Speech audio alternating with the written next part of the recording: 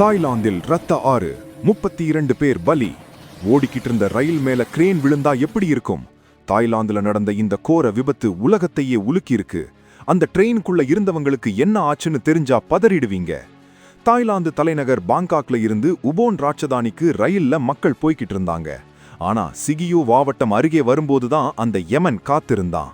ரயில் தண்டவாளத்துக்கு மேல அதிவேக ரயில் திட்ட பணிகள் நடந்துட்டு இருக்கு.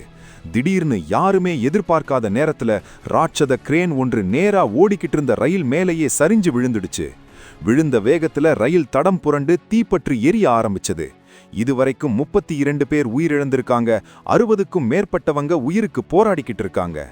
இன்னைக்கு நம்ம சென்னை மெட்ரோவா இருக்கட்டும், மற்ற நகரங்களா இருக்கட்டும், எல்லா இடத்துலயும் இதே மாதிரி பெரிய கட்டுமானங்கள் நடக்குது.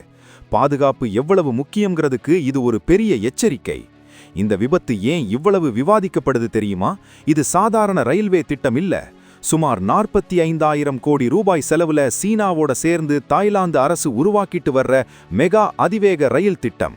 பாங்காக்கையும் சீனாவையும் இணைக்க போற இந்த பிரம்மாண்டமான கனவு திட்டம் தான் இன்னைக்கு 32 பேரோட வாழ்க்கைய முடிச்சிருச்சு. வளர்ச்சி வேணும் தான், ஆனா அது மனித உயிர்களை பலி வாங்கித்தான் வரணுமா? இப்படி ஒரு பெரிய விபத்துக்கு யார தப்பு சொல்லுவீங்க? கட்டுமான நிறுவனத்தையா இல்ல அதிகாரிகளையா? கமெண்ட்ல சொல்லுங்க.